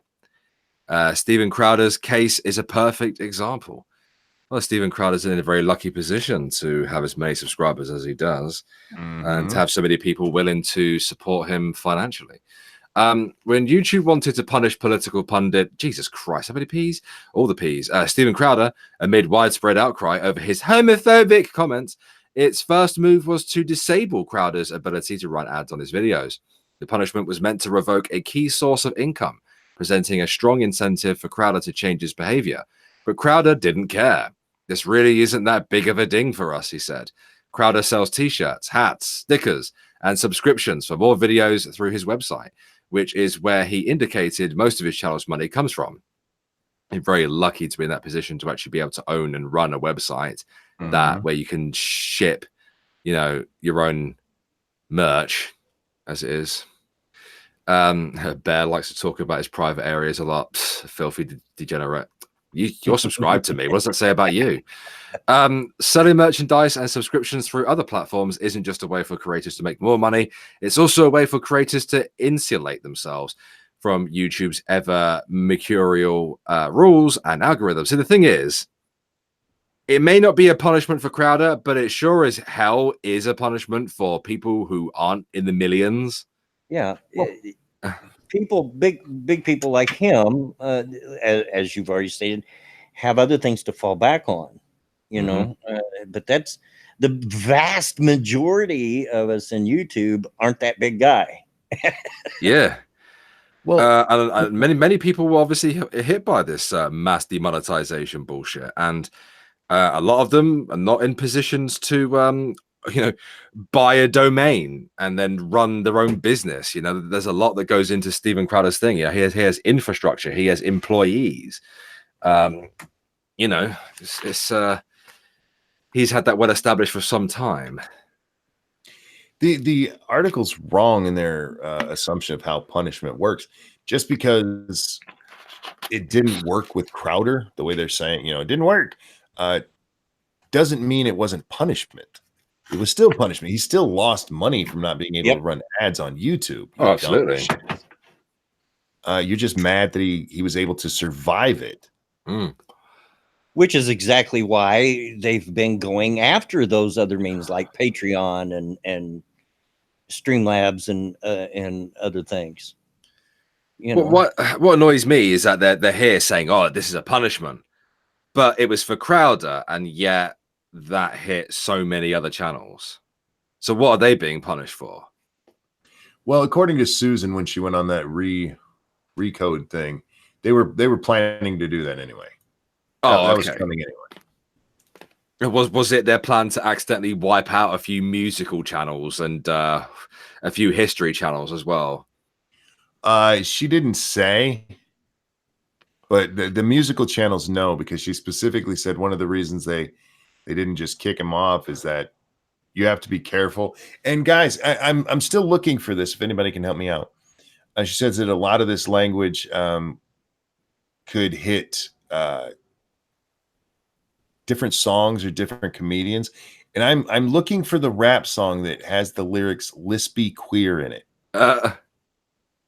I've never heard that rap song. I don't listen to a lot of rap. I'm mostly old school, but if somebody can find me a rap song with lispy queer, I would love you for it. Could write your own rap song. Call it Lispy Queer. That'd be awesome. I'm gonna make a diss track about Carlos. Yeah, just the Carlos Mazza diss track. A guarantee million views. Oh, Sheargrass. Started work as a chimney sweep in Bangkok. It's a soot and tie job. Oh, Nice. Out. Get out. For God's sake. I'll continue reading. Where was I? And it means that if a creator's ads are cut off for whatever reason, they still have a source of revenue. Well, I mean, not really. If you're like, not everybody like has that, you know. A lot of people like don't seem to won't go into streaming or whatever because they are uncomfortable with it or for whatever reason. That's fine.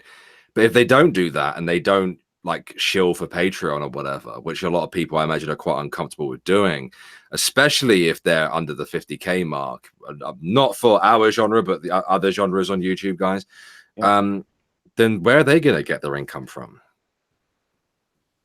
They won't. Nope. Exactly. They won't. A lot of these guys are probably using something like Teespring or what's the other one? TeePublic. And the profit margins for these websites aren't very good, especially TeePublic. So unless you're like designing your own merch and have like a deal with like a local dealer or whatever, you know, you're fucked. Well, even with merch, I mean, there's only so much people can buy. Yeah. Like Crowder, I mean, it's not necessarily just his merch. He has the mug club, the thing where you subscribe to him for 12 months. Mm. It's like $70 or something like that, I think. Oh, that was with the deal he had going on. That's a college student deal. I think the regular price is like $100 a year.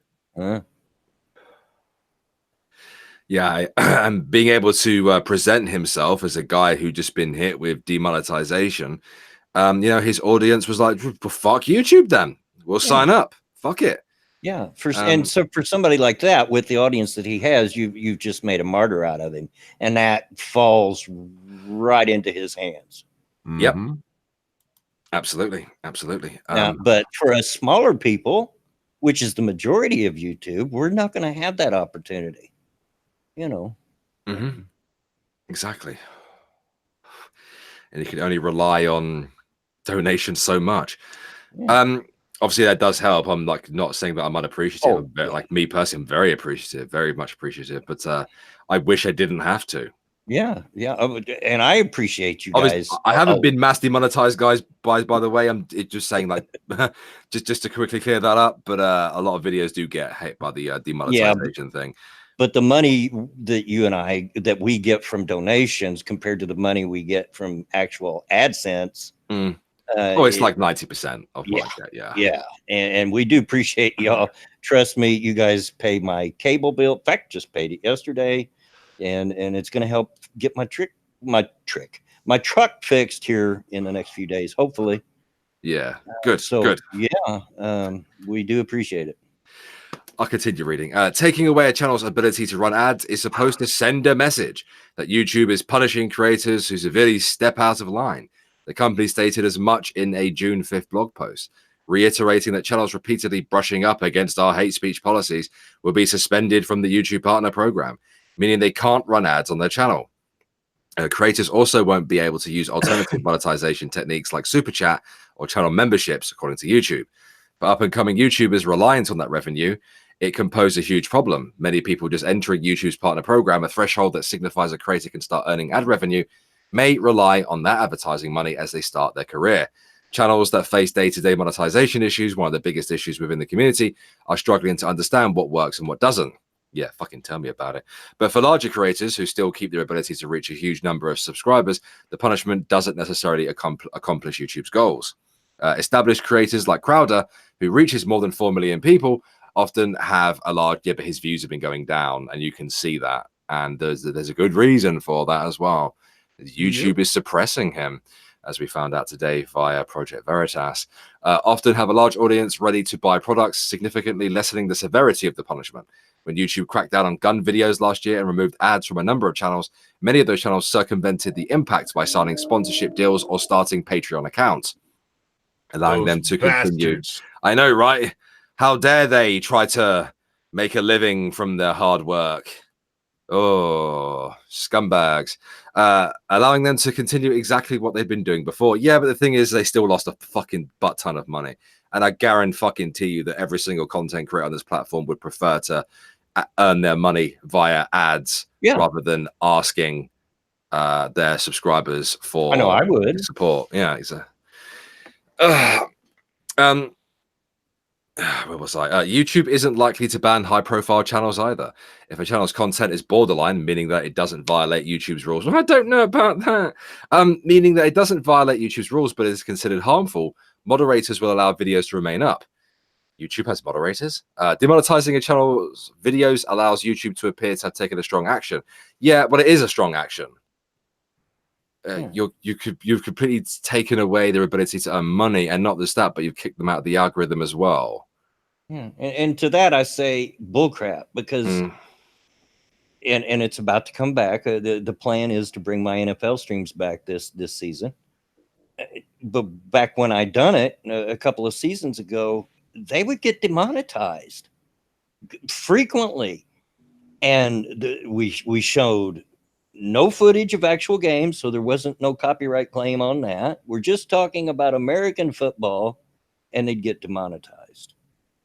So what are you seeing in that YouTube moderators, I'm just using it as an example.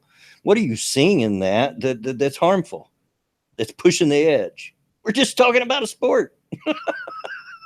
It's borderline, mate, and you must be punished by Susan specifically. She's going to come and spank you. Whereas I think that you'd enjoy that, but Susan's not an attractive woman. No, respectfully, she's not my type. Oh dear. I'll continue reading this cancer, then we'll take questions. Relying on ad revenue alone is difficult. Felix PewDiePie Schellberg said in a video about YouTube ads last year, it's inefficient, it's unstable, and insecure revenue model. Yes, it is. For those who don't know, content creators have this thing called CPM. And what's the other one, Monkey? RPM. RPM, that's it. CPM is cost per mile. RPM is... Oh, shit, I forget. Hasn't that got Rate. something to... not rate, no. Per... Isn't it something to do with impressions? I can't remember what the R stands for. I don't know. When I hear RPM, only thing I can come up with is revolutions per minute. It's not called RPM. It's called there's CPM, and then there's fuck me, what's it called? I just had it in my head. CPM. Oh, fuck, I'm gonna have to go to my bloody channel now. Give us a second. But I'll explain the first one. Or you're just talking about on the channel? Because I know in analytics they call it something else. It's the R something. Yeah, on AdSense they call it RPM. Yeah. But in YouTube there's two different versions of CPM. So for those who don't know, there's a thing called CPM, and CPM is cost per mile. And what that is it's the amount of money you earn per 1,000 views. Now, on the High Rate Bear, the ad rates aren't particularly good last time I looked. If you just give me a moment. Shoot, I ain't had 1,000 views on a video.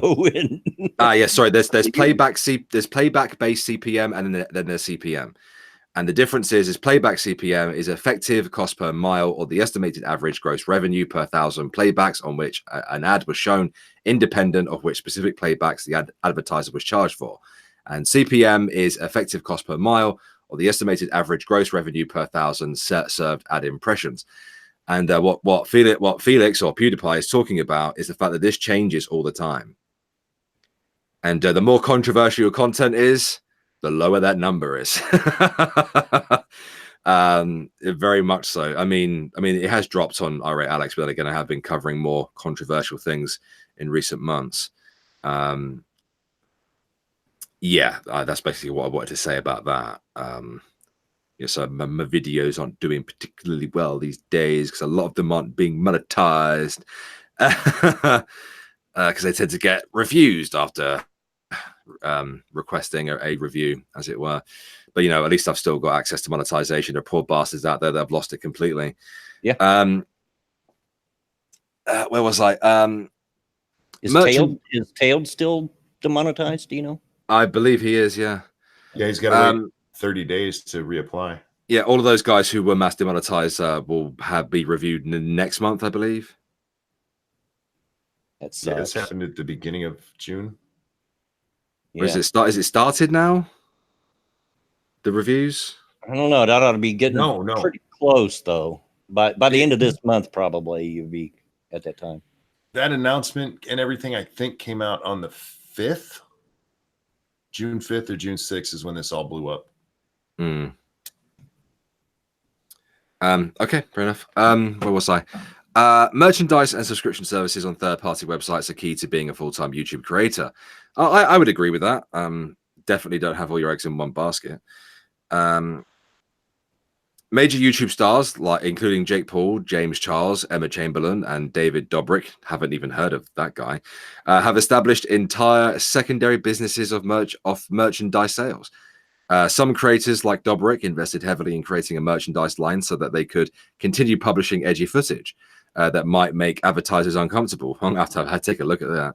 Others were just worried about another adpocalypse, which has happened about 4 times now, hasn't it?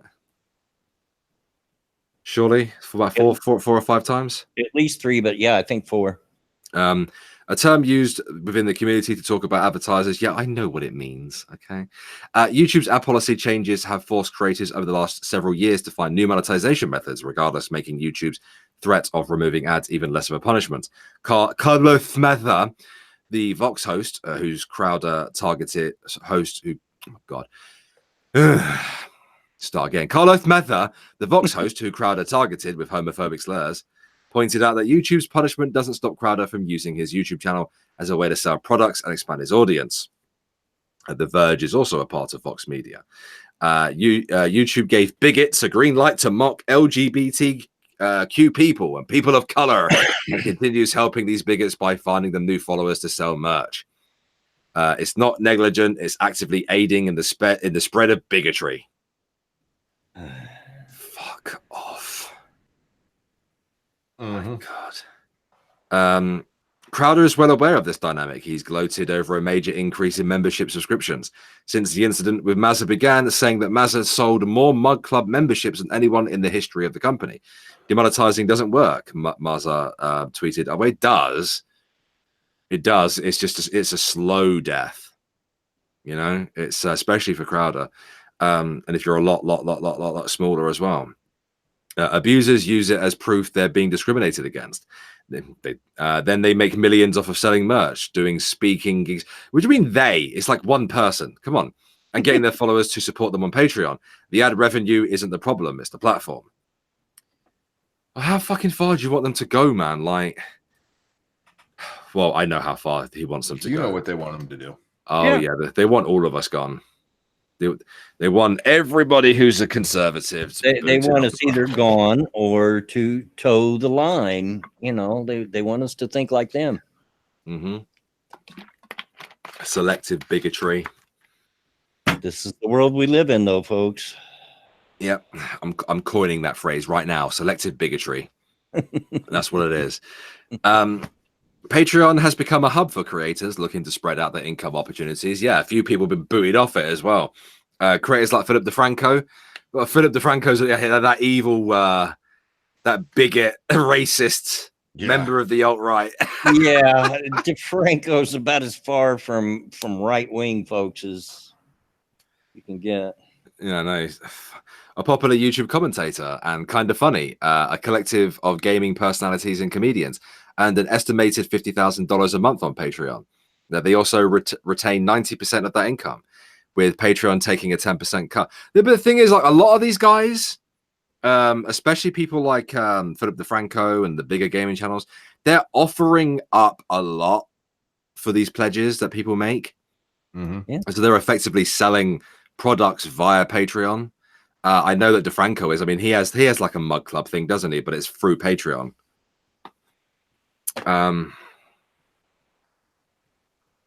Fuck off, BG. But having access to a powerful tool like Patreon means creators must abide by the company's strong moderation policies. Yeah, but it's not like Philip DeFranco and the gaming YouTubers are breaking that. And like, it annoys me because they tend to apply it in such a way that, you know, even if you said something edgy on like someone else's channel, for example, or on social media, they're punishing you for it. And a lot of companies are doing this. Even gaming companies are doing this. Like, what was it? Blizzard. I always bring this up, but like Blizzard said that they were gonna block you from playing. What's that shit game they have with all the different characters in it called? You know what I'm talking about. First-person shooter, online multiplayer game. Which one? From Blizzard. Oh, shit. My son was playing it just Overwatch. Thank you, Random American. Yeah. They said they'd ban you from Overwatch if you were engaged in hate speech on social media. So no. Epic Games are the ones who made Fortnite, Jen. Never mind. Oh, never mind. Love you, Jen. When a creator crosses the line, which happens a lot just by saying good morning these days, isn't it? Mm-hmm. Into excluding exhorts of people, like the way I would argue that Jordan Peterson or someone else does. How does Jordan Peterson cross the fucking line? These people make Jordan me sick. Peterson. Yeah, that super edgy guy. The guy who says clean your bedroom. he told me to clean my bedroom, you bigot. How much do they hate clean bedrooms, man? Lefties I are don't like tramps. my bed made. Lefties are tramps, confirmed. Unless my mom makes it for me. Oh my god, these people, like, they get on my tits, man. That's the boundary that we've created. There's a number of folks who aren't on Patreon anymore for those reasons. Patreon's business has continued to grow at a steady rate over the last few years, even while taking a firm stance on moderation. But I'm reading all of this article because fuck fair use on these cunts. Even though it is fair use because I provide a commentary, but fuck them anyway. Patreon has banned creators who are using its services to sell products or create content that is harmful or hateful in any way. For those who can work within the company's guidelines, it allows them a financial freedom that makes YouTube demonetization nearly useless. I wouldn't say that. I wouldn't say that at all. They obviously don't understand how the algorithm works. Yeah, they don't. And like in the last 3 years, obviously more and more people have either lost monetization completely, or they've had more and more content demonetized. And the more people that have a Patreon, the fewer, like there's going to be fewer people to help donate. I mean, it's less of an issue for a much like larger creator or whatever, but but for smaller guys, it's hard. Yeah. Advertisements are still core to monetization for most YouTubers, and it's clear the company still sees revoking ad privileges as a form of moderation. Well, it absolutely fucking is. You're a moron. I'm gonna tweet at this idiot. I'm gonna tell him he's a cunt. Oh, Geograth. The difference between Xbox and Michael Jackson: kids turn them both on, but the Xbox is made of less plastic. Ouch. Don't let Razor Fist hear you say that. Where's that Twitter account? It doesn't find it. Try at dumbass. At dumbass. That would be my best guess. Yeah. I'll just have a search for the name on Twitter. Say hi, Julia. Of course, it was written by a woman. Sorry, women. Jesus fuck. Oh, look, and she's a blue check mark. No. Oh, and half her head is skinned as well. I don't. I was going to ask if it was blue hair, but okay, half skin, that makes sense too. Yeah, she's got natural hair, but she's shaved half of her head there. Thank you, Owen Harmon, for the donation. Captain Hickenlooper, love to you, free content creators, modern rebel radio. Thank you very much. Appreciate it. Yep. Oh, and that's nice of you to support the channel like that. Yep. Absolutely. Oh wait, her a loudmouth Julia. Yeah. Is that her bio? That's her at. Oh, yeah, that makes sense. How about at talking out of my ass? At I don't know what the fuck I'm talking about.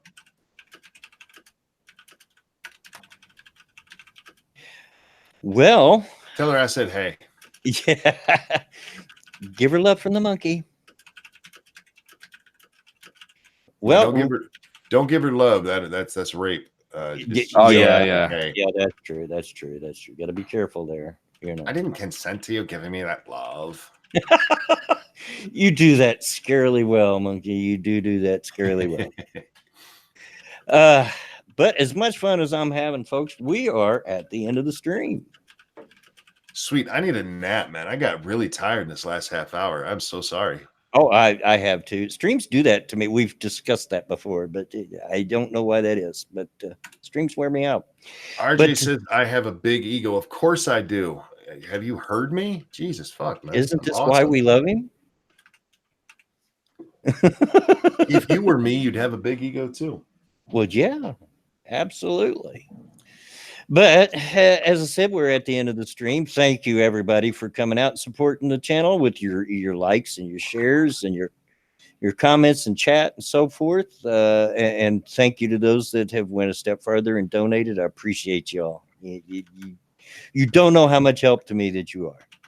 As always, thank you, Bear, for being a part. Anything you want to shout out? Yeah, I released a video yesterday on the IRA Alex channel that also got hit by the bot. So again, another perfect example of a video not doing well because it got hit by the bot. And it is a video on the artist who was dogpiled by Cat Black and a bunch of other SJWs over quote unquote whitewashing some fan art of a Pokemon gym leader from the new game. So guys, please go give that a watch and please share it about. I'd really, really appreciate it if you did. Yep, do it. And yes, your graph, even you. Thanking you for your comment. Monkey, pleasure as always. Anything you want to give a shout to? Lords of the Night tonight is on Scribble's channel, and after that, I will probably be on my gaming channel. Come hang out. Yeah, I gotta get subbed. I've seen that on Twitter. I haven't subbed to it yet, but I gotta get subbed to that. Check you out one night when I can't sleep. Yeah, get me over 1,000 subs so I can get the little yellow circle on all my monetized videos. Yeah, there you go. And as for me, I just released the 3rd episode of Redneck Radio on Redneck Trek on Saturday, or Sunday. If you haven't seen that, please go check it out and be on the lookout for episode 4. I have a feeling this one is going to be epic. I don't want to give too much away, but I'll give you this phrase. Will give you a clue. Resistance is futile. So anal probing jokes are in the works, folks.